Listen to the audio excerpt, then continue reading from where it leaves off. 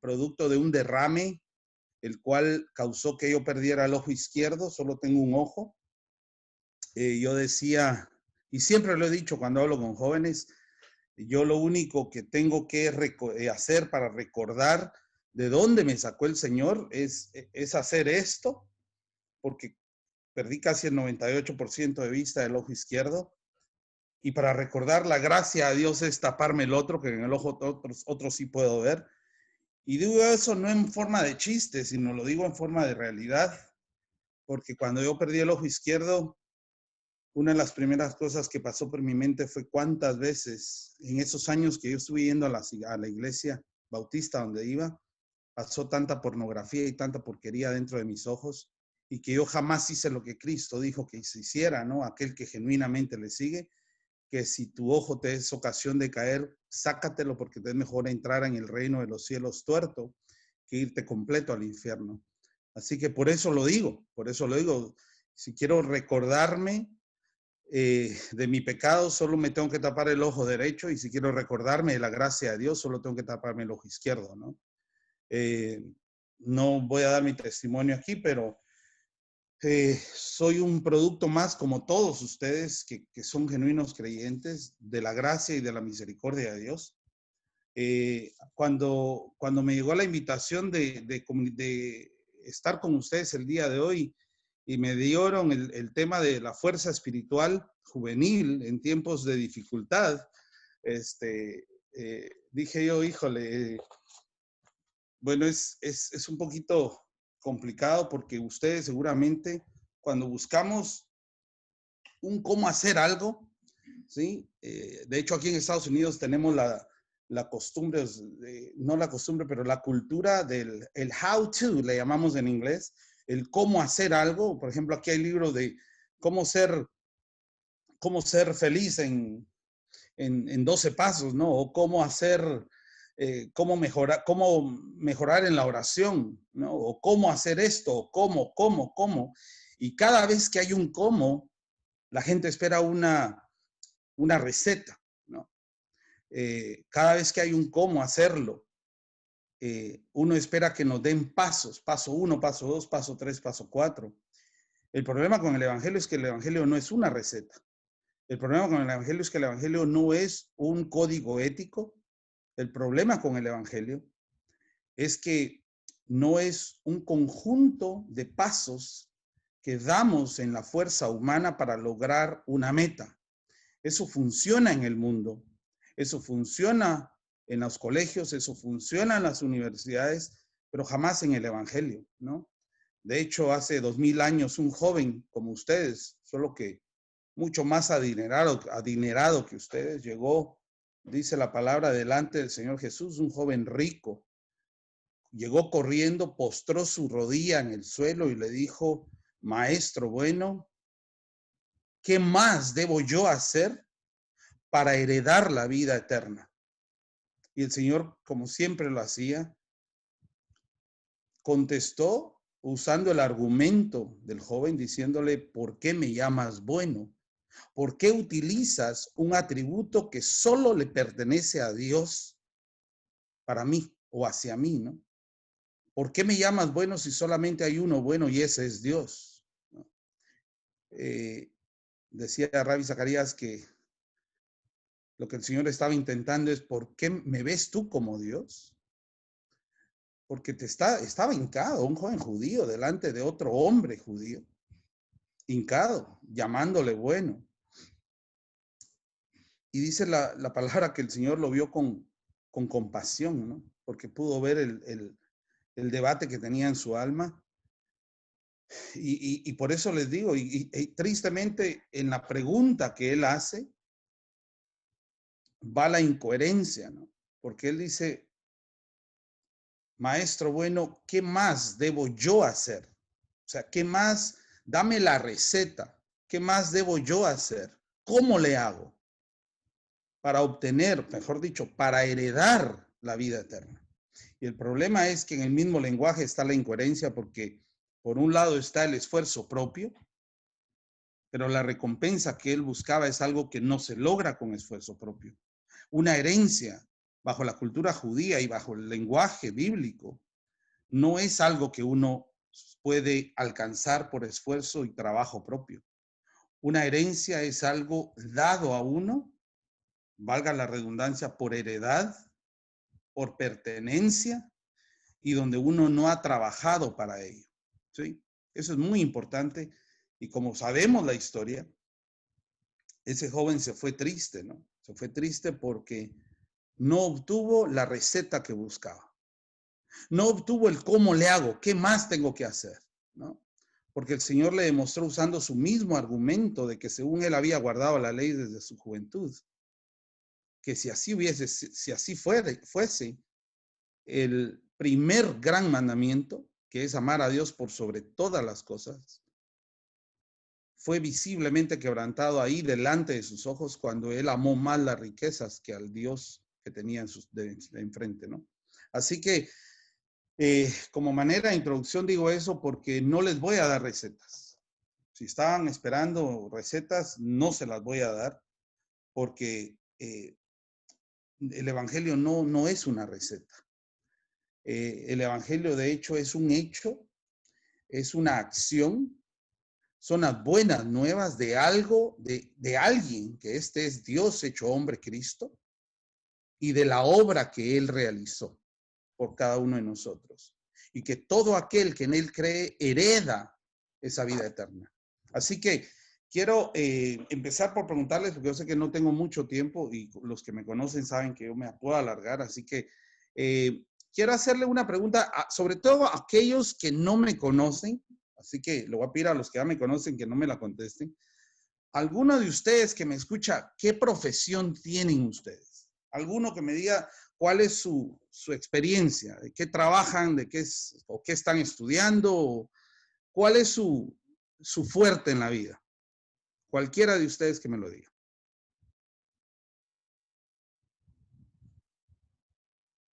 ¿Ninguno? ¿Hay algún Buenas maestro, por noches, ejemplo? mucho gusto. Hola, mucho gusto. Mi nombre es Michelle Chávez. Yo no Ajá, tengo el placer de conocerlo. Soy estudiante, tengo cierre de cursos en la carrera de Derecho y derecho. actualmente trabajo para un colegio. Soy maestra Perfecto. de un colegio. Muchísimas gracias, Michelle. También vi ahí alguien en agronomía y alguien más ay, se me pasó ahorita, no vi Mecánica. pero bueno, ¿en? No, sí, perdón, agronomía, escribieron en el chat. Sí, agronomía, ok. Bueno, tenemos entonces a un agrónomo ahí y a Michelle que tenemos en derecho. Michelle, le hago la pregunta, ya que usted fue la que entró con vos.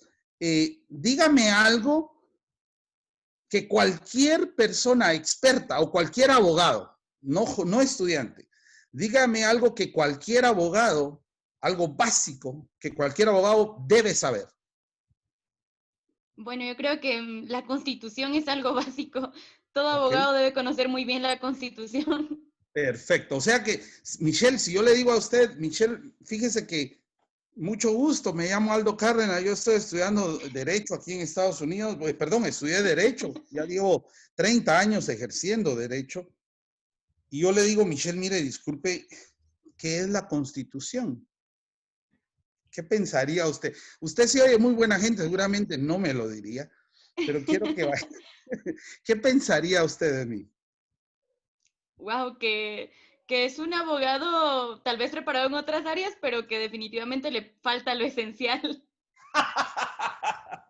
Gracias, Michelle. Mire, no, de verdad, usted es muy buena y de verdad es que se pasó de buena conmigo. Gracias, Michelle. Fíjese qué interesante eso, porque yo no soy perdón, yo no soy de ponerles diapositivas porque no manejo muy bien. A mí me gusta la Biblia, me gusta oír el papel volar. Así que quiero darlos al libro de Juan, capítulo 3. Vayan a Juan, capítulo 3, por favor. Porque, y mientras lo buscan, les quiero explicar por qué los llevo ahí. Les decía al principio que todo, de hecho, me fascinó lo que dijo Jorge, porque Jorge, de hecho, dio un poquito el preámbulo de lo que yo quiero hablar hoy. Jorge decía que nada de lo que él habló es posible si no hay una genuina relación con Dios. ¿Sí? Nada de eso es posible. De hecho, la palabra de Dios dice que el hombre en su estado natural no puede entender las cosas de Dios, no puede discernir las cosas de Dios. Y no es porque sea tonto, ¿sí? Porque han de discernir espiritualmente. Es por esa la razón. El mismo libro de Corintios que dice eso, Primera de Corintios, dice que Dios jamás escogió a los más sabios, ¿no? Jamás Dios escogió a los nobles, jamás Dios escogió a los de alta alcurnia, a los de alto poder, sino que, si ustedes recuerdan, dice la palabra que Dios escogió a lo más bajo de este mundo, ¿no? Dios escogió a lo menospreciado de este mundo, Dios escogió a lo que no es absolutamente nada para este mundo, y lo hizo para que nadie, primero para confundir a los que se creen algo, y segundo para que nadie se jacte en su presencia, ¿no? Y que en la sabiduría del hombre o el ser humano jamás va a encontrar a Dios. La sabiduría jamás, humana estoy hablando, jamás nos va a llevar a Dios. Si ya están en Juan capítulo 3, quiero contarles este encuentro porque es aquí donde nace una frase que ha sido usada ya por más de 2000 años, ¿no? Que es nacer de nuevo. Muchos dicen, no, es que yo soy cristiano nacido de nuevo. Creo que era R.C. Sproul que decía que es una redundancia, porque todo cristiano, para ser cristiano, tiene que nacer de nuevo. Entonces, les quiero presentar esta historia de hace 2000 años, y vamos a ir por otros pasajes de la Biblia, si Dios nos lo permite, porque les voy a explicar desde ya mi propósito, ¿sí? Como les dije, mi propósito no es darles una receta de cómo obtener la fuerza. Cómo obtener fortaleza, ¿sí? En la época en que ustedes viven de jóvenes, en momentos difíciles, ¿no? El problema es que pareciera, vuelvo y le repito, que si ustedes hacen A, B y C, lo van a obtener. El problema es que todo nace de una cosa y una cosa es necesaria, nacer de nuevo. Cuando Pablo dice en Romanos 1, porque no me avergüenzo del evangelio, dice, ¿por qué? Porque es ¿qué? Poder de Dios para salvación. ¿Sí? Es ese poder de Dios y eso jamás me da vergüenza. Es poder de salvación, es poder de Dios para salvación. Ustedes y yo queremos poder, tenemos que entender el evangelio y tenemos que entender quién es el que llega a poseer ese poder. Porque miren, el poder del cristiano no es un poder para ser mejor médico, ¿sí?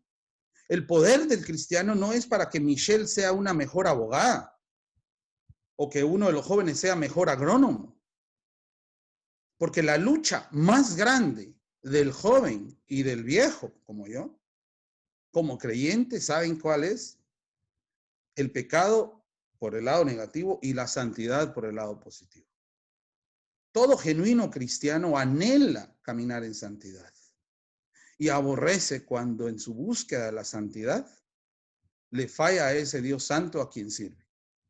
Por eso es que la muerte, cuando Pablo habla de que para mí el vivir es Cristo y la muerte es ganancia, y el morir es ganancia, es interesante porque el estado perfecto del cristiano va a ser, estoy hablando de perfecto sin pecado, va a ser solo en un cuerpo nuevo, ¿sí?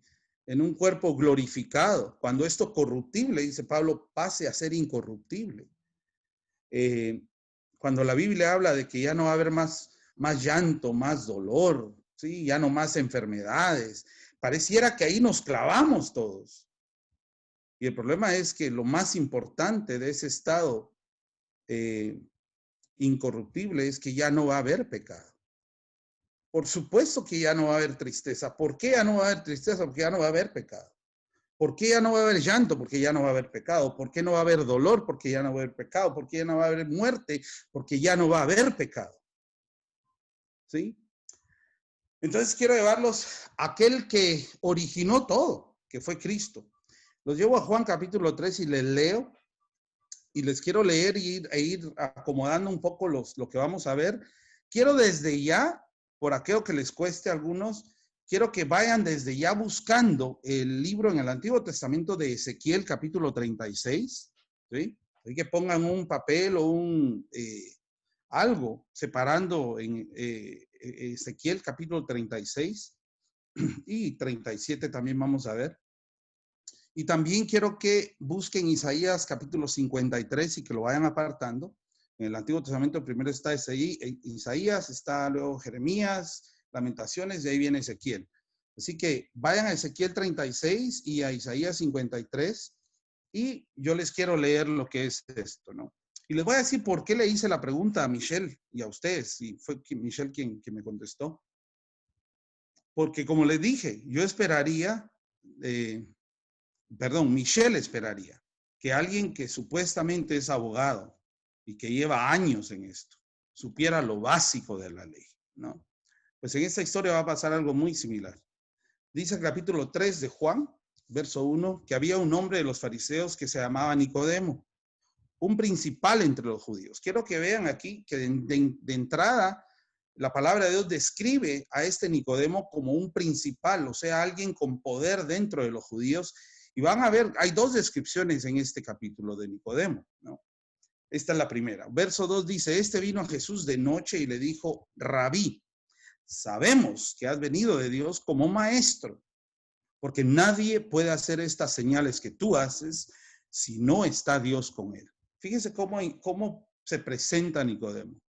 Dice Rabí. Rabí no es más que un título oficial de honor, ¿sí? Para los que, como él era maestro, y le dice, sabemos algo. Y usa ese verbo, sabemos esto. Sabemos, y cuando dice sabemos y lo habla en segunda persona, perdón, puede ser que sea porque no está hablando en nombre de todos los fariseos, no, pero obviamente ya hay un consenso general dentro de ellos que han hablado de que, hey, este no es cualquier gato, ¿no? Entonces dice, sabemos que has venido de Dios. Fíjese qué interesante. Esto sabemos que has venido de Dios. Y como maestro, o sea, le adjudica el título. Al menos hasta eso llegamos como maestro, ¿no? Porque nadie puede hacer estas señales o estos milagros que tú haces si no está Dios con él. Quiero que nos detengamos ahí. Ok, maestro, sabemos esto. Sabemos que tú has venido de Dios como maestro. No le adjudica ningún otro título. No lo ve como Señor, no lo ve como el Mesías, que él ya conocía que vendría. Pero como maestro. Porque nadie puede hacer lo que tú haces. ¿Sí? Los milagros que tú haces si Dios no está con él. Eso es interesante porque hoy en día está muy de moda estos charlatanes, ¿no? Y allá en Guate tenemos a Cash, tenemos aquí en Miami a Guillermo Maldonado, a Kenneth Copeland, tenemos a Benny Hinn, muchos, ¿no? Interesante porque las verdaderas señales en toda la palabra de Dios, siempre lo que hacían era respaldar a la persona que las ejecutaba, ¿no? Jesucristo, de hecho, más adelante dice, si no me creen por lo que digo, entonces al menos crean por lo que hago, ¿no? Entonces, ellos estaban conscientes de eso. Y quiero que vean lo que admite Nicodemo saber. Ahora, quiero detenerme aquí, llevarlos unos versículos anteriores, ahí al final del capítulo 2, y no tienen ni que voltear página. Fíjense, les voy a leer ahí en el capítulo 2. Dice en el verso 23, estando en Jerusalén en la fiesta de la Pascua, muchos creyeron en su nombre viendo las señales que hacía. Pero Jesús mismo no se fiaba de ellos, porque conocía a todos y no tenía necesidad que nadie le diese testimonio del hombre, pues él sabía lo que había en el hombre. ¿Saben de qué habla esto? De un atributo que solo le pertenece a Dios, que se llama omnisciencia, el que todo lo sabe. Eso es interesante porque inmediatamente después viene el verso 1 del capítulo 3, ¿no? De lo que acabamos de leer. Interesante porque yo no sé, yo trabajo con jóvenes aquí todavía, y yo no sé quién que diga ser creyente es creyente, no, digo, la Biblia me ha dado parámetros para examinar los frutos, pero yo no soy omnisciente. Entonces yo ahorita, no sé cuántos sabemos aquí, pero yo se los digo, yo no asumo que todos los que están aquí son creyentes.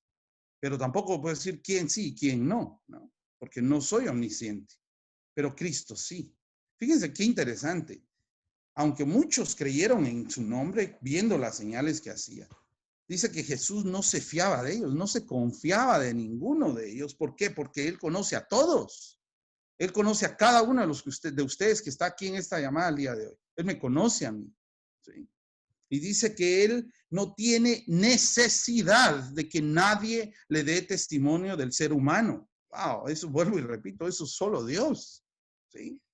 Él no tiene necesidad de que nadie le dé testimonio, que le diga, fíjate, Señor, que Michelle, pues fíjate que esto es lo bueno de ella, esto es lo malo de ella, o Josué, fíjate que no. Él conoce el corazón de cada uno de ustedes. Jorge lo decía antes con respecto a la oración, ¿no? La oración no es ir a la iglesia y cantar. ¿Sí? La oración es un estilo de vida. El Señor conoce lo que hacemos cuando apagamos este teléfono, cuando nos encerramos en nuestro cuarto, cuando pensamos lo que pensamos. Él conoce todo eso porque Él es omnisciente. Entonces dice que Él sabía lo que había en el hombre. Inmediatamente viene este episodio de Timoteo, de Nicodemo, creo. Y quiero enfatizar esto porque Nicodemo, en ese verso 2, ojo, viniendo de un rabino judío, del maestro de Israel, como vamos a ver más adelante, este saludo o este halago que le da cuando le dice, maestro, sabemos que has venido de Dios, ¿no? Como maestro. Pareciera que el verso 3, Cristo entrara con una falta de educación total, porque ni siquiera le dice, Nicodemo, muchísimas gracias, hermano. O sea, viniendo de vos, vale mucho esto para mí. El Señor viene en el verso 3 y le dice, oigan esto, respondió Jesús y le dijo. Ahora, en el original habla de que Jesús le dio una respuesta, ¿sí? Pero el punto es que Nicodemo no ha hecho ninguna pregunta. Y le dice Jesús, de cierto te digo, esa es la palabra amén, amén, amén, te digo esto, que el que no naciere de nuevo, y esto quiero explicarlo bien porque a veces la Reina Valera no da no da la magnitud o la profundidad de lo que está escrito ahí, porque ahí existe una cláusula, o lo que llamamos una cláusula condicional, ¿sí? Ahí lo que está diciendo el Señor es que a menos de que suceda algo, hay otra cosa que jamás va a suceder, ¿sí? Por ejemplo, vamos a tomar la carrera de leyes, ¿no? De derecho. A menos de que Michelle pase el examen final de la barra de abogados, ¿sí? Jamás va a obtener el título. ¿Sí? A eso es lo que me refiero con una cláusula condicional. El Señor dice, de cierto te digo que el que no naciere de nuevo no puede ver el reino de Dios. Quiero que entendamos esto. El verbo ahí poder es habilidad, capacidad, poder. El que no naciere de nuevo no tiene la capacidad de jamás ver el reino de Dios. Fíjense la condición que hay acá. ¿Sí? O sea, es necesario nacer de nuevo. Si ustedes buscan en el Antiguo Testamento, esa frase nacer de nuevo no la van a hallar. Si buscan en los escritores contemporáneos, tampoco la van a hallar. El que la originó fue Jesús mismo, ¿no? Y vea lo que sigue. Nicodemo le dijo, ¿cómo puede un hombre siendo viejo? ¿Cómo puede un hombre nacer siendo viejo? ¿Puede acaso entrar por segunda vez en el vientre de su madre y nacer? Fíjese lo que Nicodemo, entendamos esto. Yo dije al principio que el hombre, por su sabiduría, jamás va a encontrar a Dios, jamás va a ser salvo, jamás va a tener el poder de Dios, jamás obtendrá la herencia que no se gana con trabajo ni esfuerzo propio porque es un regalo de Dios. No entendió Nicodemo. Y el verso 5, quiero que lo vean bien detenidamente porque va a ser un calco del verso 3. En el lenguaje judío, cuando el judío enseñaba, o enseña, se usa lo que se llama paralelismo. Voy a enseñar lo mismo de dos maneras. Y van a ver cómo el verso 5 es sinónimo del verso 3. Vean, respondió Jesús. Y les voy a leer el 5 y el 3 a la vez. 5 dice, respondió Jesús. 3 dice, respondió Jesús. 5 dice, de cierto te digo, amén, amén. Y el 3 dice, de cierto te digo. ¿Sí? Verso 5 dice, que el que no naciere de agua y del Espíritu. Verso 3 que dice, que el que no naciere de nuevo. ¿Sí? Verso 5 dice, no puede entrar en el reino de Dios. Verso 3 dice, no puede ver el reino de Dios. ¿Se dan cuenta del paralelismo ahí? Claro que hay. El verso 3 y el verso 5 están enseñando exactamente lo mismo. Por ende, la frase que Cristo inició en el verso 3, nacer de nuevo, es sinónimo de nacer de agua y del Espíritu. Y utiliza el artículo definido, que es el Espíritu. No cualquier espíritu, el Espíritu. Pneuma. Y dice en el verso 3, en el verso 5, fíjese, de cierto te digo que el que no naciere de agua y del Espíritu, dos elementos que él usa aquí. Dice, no puede, otra vez el verbo, no tiene la habilidad ni la capacidad en sí mismo para entrar en el reino de Dios. Ahí está la cláusula que les digo condicional. Si no se nace de nuevo, si no se nace de agua y del Espíritu, jamás ustedes van a ver el reino de Dios. Nadie tiene la capacidad ni la habilidad de ver el reino de Dios. Ahora, quiero que entendamos esto, porque lo que mucha gente enseña es que el verso 5 está hablando del bautismo. ¿Sí? Y el problema es que se van a topar con una pared cuando busquen el bautismo en el Antiguo Testamento. ¿Sí? El bautismo fue establecido después de los 400 años de silencio, donde no hubo profeta, cuando Dios en su tiempo levantó al mayor de los profetas, que fue Juan el Bautista. Y el bautismo, ¿qué era el propósito? Llamar al arrepentimiento. Por eso es que los fariseos no se bautizaron con Juan el Bautista. ¿Por qué? Porque implicaba reconocer que eran pecadores. ¿Sí? Y era, como dice Isaías y como dice Malaquías, preparar la preparación para el camino del Señor que venía delante de él. Entonces, vamos a ver qué quiso decir Cristo aquí. ¿Sí? Porque, ojo, y quiero brincar, fíjese la reacción. Ya vieron la reacción de Nicodemo en el verso 4, ¿sí? Vean la reacción de Nicodemo en el verso 9. ¿Cómo puede hacerse esto? Es la misma reacción, ¿no? Ahora quiero llevarlos, vamos a estudiar los versos todos estos del 1 al 10, pero vea lo que dice el Señor Jesús en el verso 10. Y aquí es donde entra Michelle. Así que aquí va a entender Michelle por qué le pregunté lo que le pregunté. El Señor vino en el verso 10, le dice, respondió Jesús y le dijo, ¿eres tú el maestro de Israel y no sabes esto? A ver, y ojo, usa ahí en el original el maestro de Israel, que es otra vez el artículo definido, él, ¿sí? Cuando hablamos de artículo definido es lo opuesto a un artículo indefinido. Un artículo indefinido es un, uno, una, ¿sí? El Señor Jesús jamás dijo ser, yo soy un camino, soy una verdad, soy una vida. ¿Qué dijo el Señor Jesús? Yo soy el camino, yo soy la verdad, yo soy la vida. ¿Sí? Exclusividad de lo que marca un artículo definido.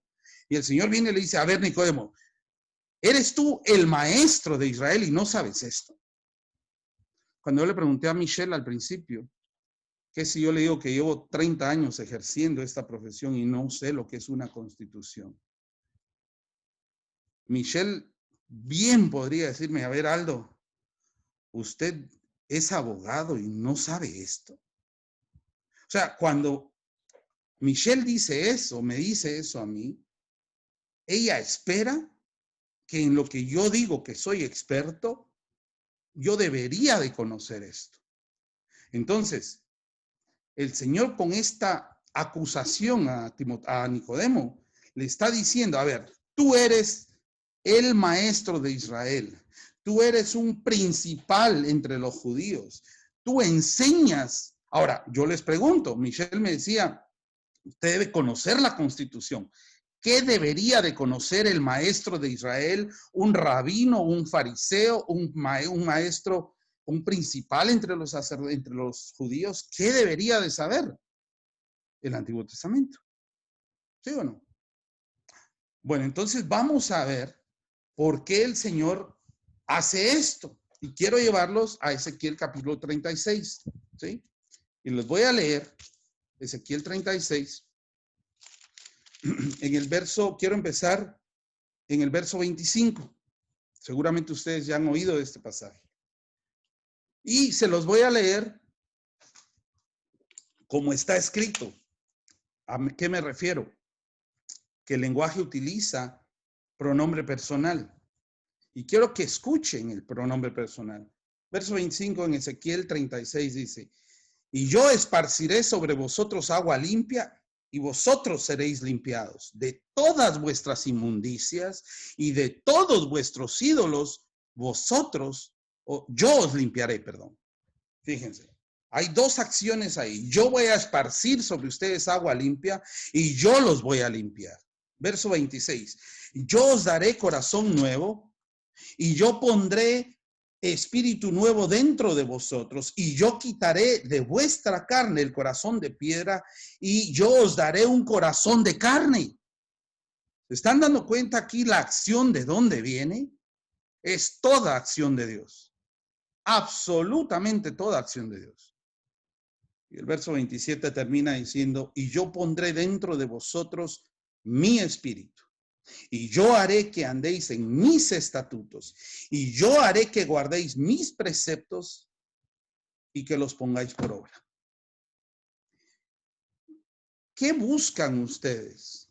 ¿Sí? Y no lo digo en forma sarcástica. Cuando hablan de obtener fuerza espiritual juvenil en tiempos de dificultad. ¿Ah? ¿Fuerza para qué? ¿Para aguantar una maratón? ¿Fuerza para qué? ¿Para terminar los estudios? No. Estamos hablando de la fuerza espiritual, ¿sí? De la fuerza para combatir al enemigo más grande que tenemos, que es nuestra carne, ¿no? Fuerza para pelear y matar al pecado todos los días, porque vamos a tener que lidiar con esto hasta el día que Cristo venga, nosotros tengamos que morir. Pues quiero que vean de dónde proviene todo, ¿sí? Y quiero que vean que nada de esto proviene de un esfuerzo de ustedes. Quiero que entiendan lo que implica nacer, ser haber nacido de nuevo. Porque fíjense lo que dice aquí el Señor. Yo voy a esparcir sobre ustedes agua limpia y van a ser limpiados de ¿cuántas inmundicias? De todas vuestras inmundicias y de todos vuestros ídolos yo los limpiaré. Esto habla de ¿qué? De una total limpieza, ¿sí? Total limpieza. Y yo le digo, ¿cuántos de ustedes han podido quitarse la lujuria de sus corazones? Nadie lo ha podido hacer. En esfuerzo propio, nadie. ¿Sí? Y luego dice el Señor, yo les voy a, fíjense la figura que da, yo les voy a dar un corazón nuevo y les voy a dar un espíritu nuevo dentro de vosotros. ¿Sí? Acuérdense que el Señor Jesús dijo, no es lo que entra al hombre lo que contamina al hombre, es lo que sale del corazón del hombre lo que contamina, porque lo que entra al hombre, dice, pasa al estómago y termina en el excusado, en el baño, en el inodoro. Pero es lo que ya está en el corazón del hombre, lo que sale y contamina al ser humano. Porque es en el corazón donde están las idolatrías, las fornicaciones, los adulterios, la maldicencia, los asesinatos. Todo eso está dentro del corazón del hombre y sale y lo contamina porque ya está ahí. ¿Cuál es la promesa de Dios? No, yo los voy a limpiar. Y yo voy a remover de ustedes ese corazón de piedra. Y yo voy a cambiarlo, a darles un corazón nuevo, ¿sí? De carne. Y no solo eso, oigan, y yo voy a poner dentro de vosotros mi Santo Espíritu. Ahí está el poder. Ahí está el poder. Y se los voy a demostrar.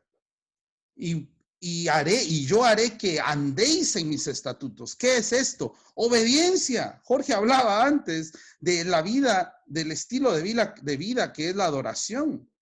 ¿Sí?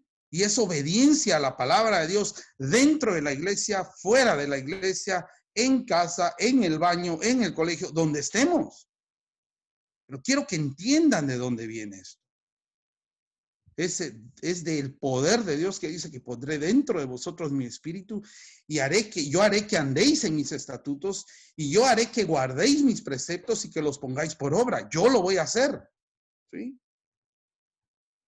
Y si ven en el verso 32 dice, no lo hago por vosotros, dice Jehová el Señor.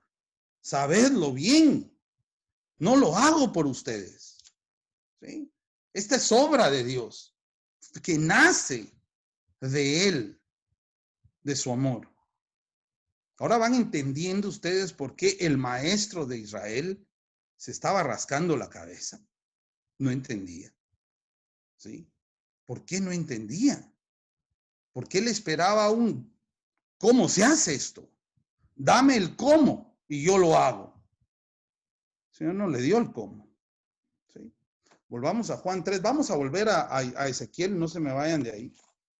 Porque volviendo a Juan 3, el Señor le dice, después del verso 5, viene el verso 6 y el Señor le dice, Nicodemo, lo que es nacido de la carne, carne es, y lo que es nacido del espíritu, espíritu es. A mí me da risa cuando le pregunto a alguien que viene de padres y abuelos cristianos y le digo, y contame, ¿cuándo te salvó el Señor? Y me dice, no, pues yo toda mi vida he sido cristiano. O sea, yo ya de entrada digo yo dentro de mi mente, ok, aquí hay que, como dicen ustedes, resetear todo, ¿no? Porque nadie nace cristiano. ¿Sí?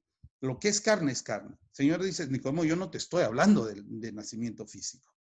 Yo no te estoy hablando de un nacimiento hecho por la voluntad humana. Y mire lo interesante que sigue. No te maravilles, verso 7, de que te dije que os es necesario nacer de nuevo. Fíjate, esta es la tercera vez que usa esa palabra y fíjense lo interesante, y es la cuarta vez en este pasaje donde se usa la cláusula condicional, ¿no? Porque habla de que es necesario nacer de nuevo. Si esto no pasa, no hay lo otro. ¿Sí? De hecho, ya Nicodemo también lo había usado en el verso 2 cuando le dijo, sabemos que has venido como maestro porque nadie puede hacer estas cosas si no está o a menos que Dios esté con él. Es la misma cláusula condicional. Entonces viene el Señor y le dice, no te maravilles que te dije que os es necesario nacer de nuevo. A ver, fíjese, ¿qué le está diciendo Nicodemo? Pero si esto vos lo deberías de saber, ¿por qué te maravillas? ¿No te suena familiar esto, Nicodemo? De una vida nueva, de agua, del espíritu, de un nuevo corazón, de una limpieza que Dios prometió en el nuevo pacto, ¿no te suena? ¿Por qué te maravillas de esto? Vea lo que dice el verso 8. Fascinante esto, porque el Señor viene y le dice, es como cuando viene, nos dice, te voy a dar un ejemplo. ¿Sí? Y le dice, acuérdense que Nicodemo había llegado de noche, como dice el verso 1, ¿no? Perdón, verso 2, dice que vino de noche a Jesús. No sabemos por qué de noche. Las dos enseñanzas más comunes es una porque Juan usa noche como sinónimo de la oscuridad del corazón del incrédulo. Y otra es que usa noche porque Nicodemo no quería que lo vieran los fariseos, ¿no? Sea cual fuera la razón, seguramente había un viento por ahí pasando, soplando por los árboles donde estaban. Y le dijo al Señor, el viento sopla, oigan esto, de donde quiere. Ese verbo de donde quiere, querer, es voluntad. O sea, en otras palabras, dice, el viento sopla de donde le da la gana. ¿Sí? Su origen es propio. Y tú oyes su sonido, pero no sabes. Oigan, hay dos cosas que tú no sabes, Nicodemo. No sabes de dónde viene y tampoco sabes hacia dónde va. Y luego le dice, de la misma manera es todo aquel que es nacido del Espíritu. O sea, de la misma manera es aquel todo que es nacido de nuevo. De la misma manera, o así es todo aquel que es nacido de lo alto. ¿Sí? Ahora, el Señor le dio una ilustración a Nicodemo aquí. ¿Sí? Yo creo que Nicodemo se quedó, híjole. Bueno, vean lo que dice el verso 9. Respondió Nicodemo y le dijo, ¿cómo puede hacerse esto, Señor? No lo entiendo. Fíjese que todo lo que el Señor le está hablando, es por eso la respuesta del verso 10. Jesucristo le dijo, ¿eres tú el maestro de Israel y no sabes esto? Es como si el otro joven que dijo agronomía, si yo le dijera, mira, que el joven venga y me diga, fíjese Aldo, que yo soy agrónomo, pero no sé cómo se siembra una semilla. O sea, yo le diría, a ver, sos agrónomo y no sabes esto, ¿sí? No sabes esto. Interesante el cargo que le da Jesús. ¿Por qué? Perdón, la acusación que le da Jesús a Nicodemo. Porque en otras palabras dice Nicodemo, tú deberías de saber esto. ¿Sí? Esto como maestro de la ley debería de estar calcado en tu mente. Quiero llevarlos, antes de llevarlos a Ezequiel 37, les voy a leer Jeremías 31. Jeremías está antecito de Ezequiel, así que les quiero leer Jeremías 31, verso 31. O sea, capítulo 31, verso 31 dice así, he aquí que vienen días, dice Jehová, en los cuales yo haré nuevo pacto con la casa de Israel y con la casa de Judá. Ojo, todo esto lo debería saber de memoria el maestro de Israel, Nicodemo. Verso 32, no como el pacto que hice con sus padres el día que tomé su mano para sacarlos de la tierra de Egipto, porque ellos invalidaron mi pacto, aunque fui yo un marido para ellos, dice Jehová. Pero, verso 33, este es el pacto que haré con la casa de Israel. Después de aquellos días, dice Jehová, yo daré mi ley en su mente y la escribiré en su corazón, y yo seré a ellos por Dios y ellos me serán por pueblo. ¿Sí? Yo voy a hacer eso. Ese es el nuevo pacto que ya debería de conocer Nicodemo. Ahora los llevo a Ezequiel 37. ¿Por qué? Porque Ezequiel 37 es uno de los pasajes más preciosos que describe lo que ha pasado en el corazón de muchos de nosotros, ¿no? Ezequiel 37, quiero empezar en el verso 1, dice, la mano de Jehová vino sobre mí, sobre Jeremías, sobre Ezequiel, y me llevó en el espíritu de Jehová y me puso en medio de un valle que estaba lleno de huesos. Y me hizo pasar cerca de ellos por todo en derredor, y he aquí que eran muchísimos sobre la faz del campo. Y por cierto, dice, esos huesos, esos, por cierto, secos en gran manera. Y luego dice el verso 3, y me dijo, oigan esto, hijo de hombre, ¿vivirán esos huesos? Y dije, Señor Jehová, tú lo sabes. Vean esa pregunta. Un hombre de Dios, un profeta de Dios, delante de un valle de huesos secos, y la pregunta viene del Señor y dice, ¿tú qué crees, Ezequiel? ¿Podrán vivir estos huesos? Yo le hubiera dicho, Señor, nada que ver, pues va, esto ya está más, aquí ya patalearon, Señor, ya no hay forma. Pero él conocía a Dios y le dijo, yo no lo sé, pero tú lo sabes. Y vean lo que viene aquí. Me dijo entonces, profetiza sobre estos huesos, o sea, predícales, diles lo que te voy a decir y diles, huesos secos, oíd palabra de Jehová. Oigan, esto es muy fuerte, porque quiero que vean lo que dijo Pablo en Romanos 1, cuando dice, porque no me avergüenzo del evangelio, porque es poder de Dios para salvación. Entonces dice, oíd palabra de Jehová. Así ha dicho Jehová el Señor a estos huesos. He aquí, oigan esto, yo hago entrar espíritu en vosotros y viviréis. Y yo pondré tendones sobre vosotros y yo haré subir sobre vosotros carne y yo os cubriré de piel y yo pondré en vosotros espíritu y viviréis y sabréis que yo soy Jehová. ¿Sí? ¿Vieron toda la acción? Yo.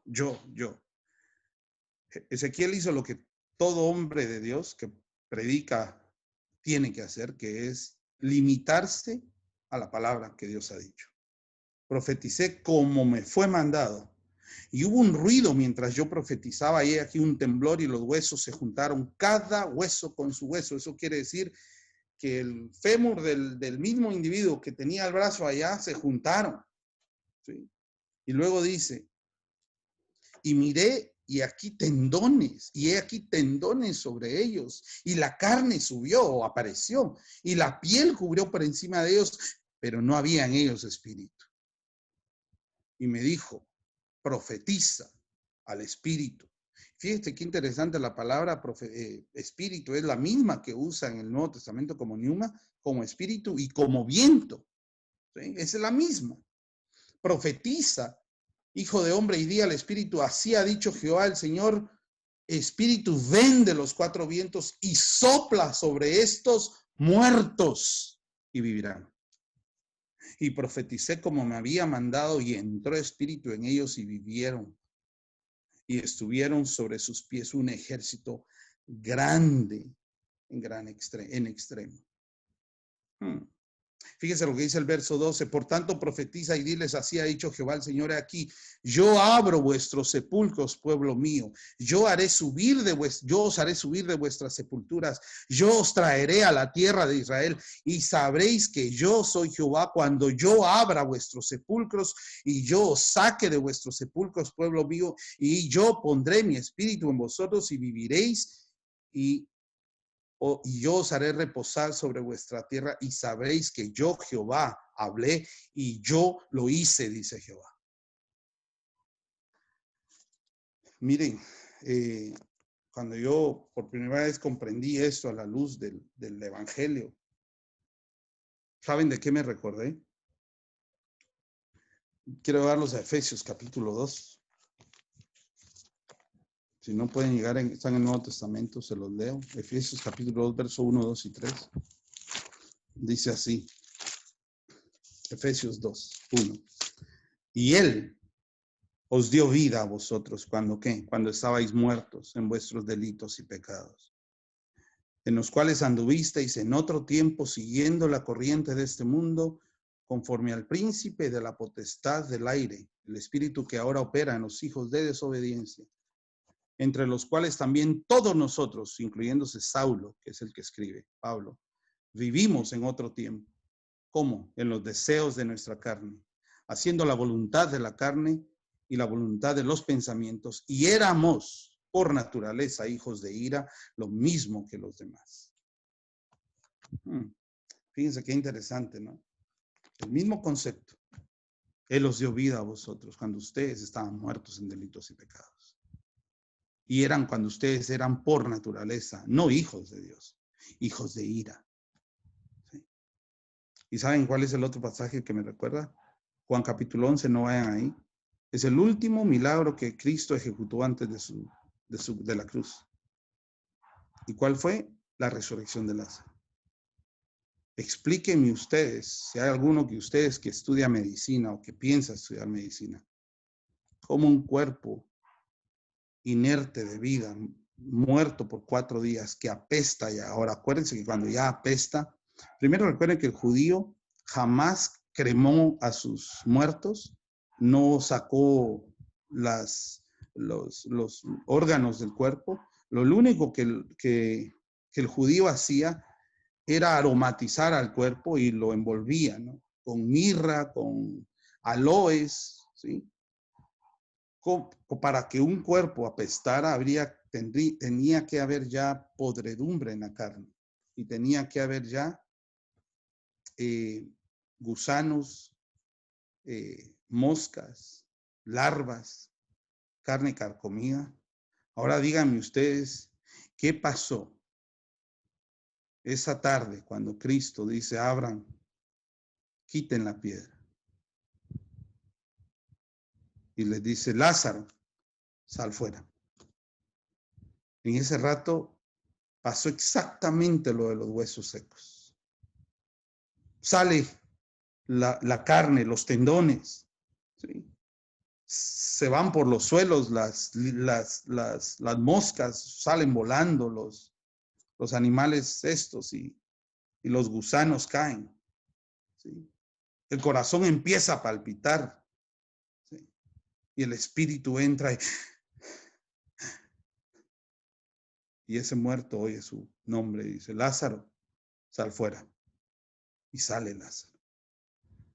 Yo le digo, yo veo esa imagen previo a la cruz. Y digo, ese fui yo. Sí. Eso fuimos todos nosotros. Eso fue lo que predijo Ezequiel. Eso fue lo que predijo Jeremías. Eso es precisamente lo que Cristo está explicando en Juan 3. ¿Sí? Que todo este asunto de ser genuino creyente es pura obra de Dios. Es un regalo de Dios. ¿Sí?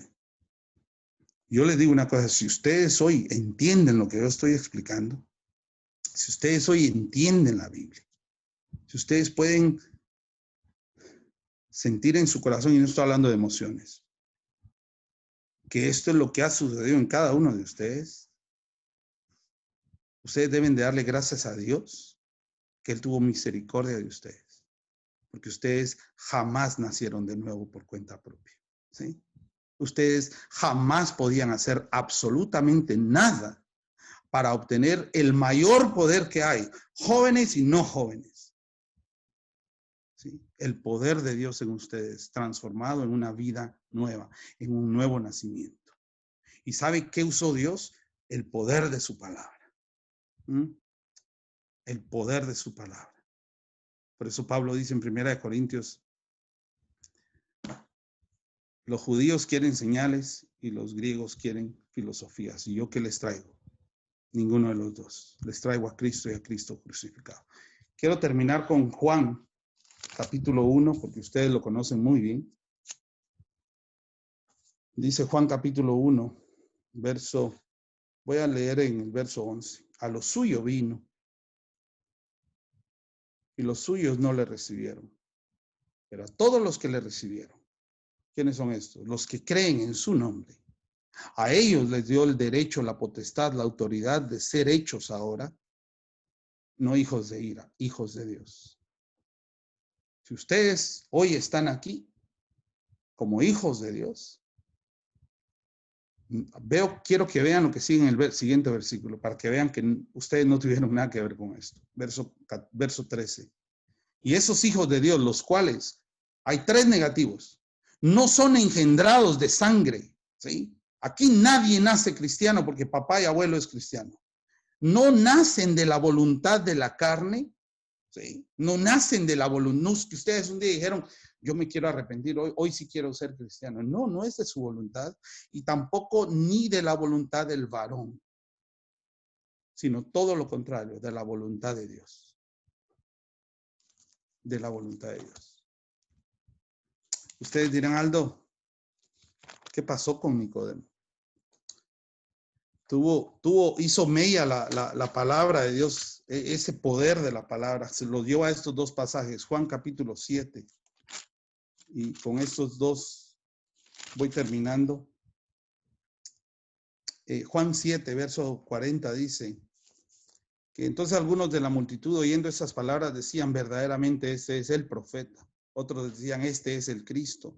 Pero otros decían, ¿de Galilea ha de venir el Cristo? ¿No dice la escritura que del linaje de David y que de la aldea de Belén, de donde era David, ha de venir el Cristo? Entonces hubo disensión entre la gente a causa de él, y algunos de ellos querían prenderle, pero ninguno le echó mano. Los alguaciles vinieron a los principales sacerdotes y a los fariseos, y estos le dijeron, ¿por qué no le habéis traído? Los alguaciles respondieron, jamás hombre alguno ha hablado como este hombre. Entonces los fariseos le respondieron, ¿también vosotros habéis sido engañados? ¿Acaso ha creído en él alguno de los gobernantes o de los fariseos? Oigan la pregunta. Mas esta gente que no sabe la ley, maldita es. Esos estúpidos que han creído aquí no saben nada de la ley. Y miren quién brincó. Les dijo Nicodemo, el que vino a él de noche, el cual era uno de ellos, ¿sí? Todavía. ¿Juzga acaso nuestra ley a un hombre si primero no le oye y sabe lo que ha hecho? ¿Qué está diciendo Nicodemo aquí? Ustedes están juzgando a alguien sin haberle dado la oportunidad que la ley le da a él de escucharlo. como que da un pasito al frente, ¿no? Y miren la respuesta de sus contemporáneos judíos. Ellos respondieron, le dijeron, ¿eres tú también Galileo? O sea, como dice, ¿ya creíste vos también? Escudriña y ve que de Galilea nunca se ha levantado profeta. Cada uno se fue a su casa. Unos días más tarde, ellos crucificaron a Jesús. Cuando Cristo yacía su cuerpo en la cruz, en el capítulo 19 de Juan, lo llevo ahí. En el verso 31 dice lo siguiente. Entonces los judíos, por cuanto era la preparación de la Pascua, a fin de que los cuerpos no quedasen en la cruz, en el día de reposo, pues aquel día de reposo era de gran solemnidad, rogaron a Pilato que les quebrasen las piernas y fuesen quitados de ahí. Vinieron pues los soldados y quebraron las piernas al primero y asimismo al otro que había sido crucificado con Jesús. Pero cuando llegaron a Jesús, como le vieron ya muerto, no le quebraron las piernas. Pero uno de los soldados le abrió el costado con una lanza y al instante salió sangre y agua. Y el que da testimonio, y el que lo vio da testimonio y su testimonio es verdadero y él sabe que dice la verdad para que vosotros también creáis. ¿Sí? Y vean, quiero que vean lo que dice el verso 38. Después de todo esto, José de Arimatea, que era discípulo de Jesús, pero secretamente por miedo a los judíos, él rogó a Pilato que le permitiese llevarse el cuerpo de Jesús y Pilato se lo concedió. Entonces vino y se llevó el cuerpo de Jesús y también Nicodemo, el que había visitado a Jesús de noche. Vino trayendo un compuesto de mirra y de áloes, como 100 libras, y tomaron el cuerpo de Jesús y lo envolvieron en lienzos, en especias aromáticas, según es costumbre sepultar entre los judíos. ¿Saben dónde aparece la última vez que aparece Nicodemo? Ya no aparece con los fariseos, aparece con otro discípulo secreto de Jesús y da la cara ante Pilato. ¿Sabe lo que le costaba al maestro de Israel hacer esto? Totalmente desacreditado delante de los judíos, totalmente desarraigado del cuerpo de los maestros de Israel. Ahora imagínense a Nicodemo con áloes y mirra rodeando 100 libras, una gran cantidad de dinero, rodeando, enmarcando el cuerpo de Jesús con todas estas especias, ¿no? Él envolvió el cuerpo de Jesús. Ningún discípulo lo hizo, ninguna mujer lo hizo. Fue José y Nicodemo. Dígame si la palabra no tiene poder, ¿no? ¿Por qué quiero terminar con esto? Porque el nacer de nuevo, jóvenes, es necesario para ver el reino de los cielos. Si ustedes no han nacido de nuevo. Ahora ustedes dirán, Aldo, pero entonces, ¿cómo es eso? Bueno, vean sus vidas. ¿Cuáles son las características de una persona que ha nacido de nuevo? Ha sido limpiado de sus pecados. Esto es la justificación. Ha sido removido todo ídolo. ¿Y qué más? Ya no es el mismo que era. ¿Sí? Ya no puede deleitarse en el pecado que se deleitaba. Ya su corazón no es el mismo. Y sobre todas las cosas, ahora habita en él alguien que se dice ser santo, el Espíritu Santo. Y Jorge lo dijo antes, cuando Pablo en Corintios dice, ¿no sabéis que sois cuerpo del Espíritu, templo de Dios? Que habéis sido comprados con un precio. Y que Él habita en vosotros. Glorificad pues a Dios en vuestros cuerpos y en vuestra mente. ¿Sí? ¿Cómo saben ustedes que son nacidos de nuevo? Vean su vida. Yo no les voy a dar la receta, ¿sí? Porque no la hay. Yo los quiero poner frente al espejo de sus vidas y que ustedes hagan lo que Pablo dice en 2 Corintios 13:5, examinaos a vosotros mismos si estáis en la fe. Examinaos y probaos a vosotros mismos. Y luego dice, ¿o no os conocéis a vosotros mismos? O sea, ¿ustedes saben quiénes eran? ¿Son los mismos de antes? ¿No reconocéis a Jesús en vosotros, dice Pablo, a menos que estéis reprobados? O sea, si no ven a Cristo en su vida, ustedes no son nacidos de nuevo. Si ustedes siguen siendo los mismos que eran antes y solo ponen una fachada cuando van a la iglesia, ustedes no han nacido de nuevo. ¿Sí? Si ustedes creen que ver pornografía, acostarse con el novio, la novia entre semana, ir a la iglesia el fin de semana y darse golpes de pecho es nacer de nuevo, están totalmente equivocados. ¿Sí? ¿Ustedes quieren poder de Dios en momentos difíciles en su juventud? Tienen que nacer de nuevo. ¿Sí? Déjenme orar y luego pasamos a si hay alguna pregunta. Padre, yo doy gracias por este tiempo que me has dado con este grupo de jóvenes que a muchos no conozco, Señor. Y Padre, sabiendo que la historia que acabamos de ver es la historia de la vida de tantos de nosotros. Padre, que la vida, la historia mía. 18 años en una iglesia bautista, revolcándome en pecado entre semana y yendo a la iglesia el domingo, enseñando escuela dominical, cantando a veces y volviendo a la misma rutina del pecado. Padre, me tomó un derrame, la pérdida de un ojo, la pérdida de mi salud, la pérdida de todo lo económico que tenía según yo, pero recibí lo más valioso, Señor, que es la vida eterna. Nací de nuevo, Señor, porque tú tuviste misericordia y gracia. Por eso tu palabra dice, porque por gracia sois salvos por medio de la fe, y esto no de vosotros, porque ni la gracia ni la fe proviene de nosotros, pues es un don de Dios, un regalo de Dios, y jamás es por obras para que nadie se gloríe. Yo te pido que cada joven que está aquí en esta noche sea confrontado no con una fórmula o con una sugerencia o con un decálogo de cómo tener fortaleza. No, Señor. Que sea confrontado con que si eso no es genuinamente hijo tuyo, si es hijo de ira o si ha recibido el regalo de ser hijo de Dios. Y eso solo tú lo sabes porque solo tú eres omnisciente. Y ellos, porque si ellos no ven a Cristo en sus vidas, tu palabra dice, no yo, que están reprobados. Y Padre, confío en el poder del evangelio, porque es tu poder para salvación. Y sé que esta palabra que tú has presentado hoy, que has usado mi garganta y mi voz nada más, Señor, tiene poder. Tiene el mismo poder que tuvo con ese valle de huesos secos.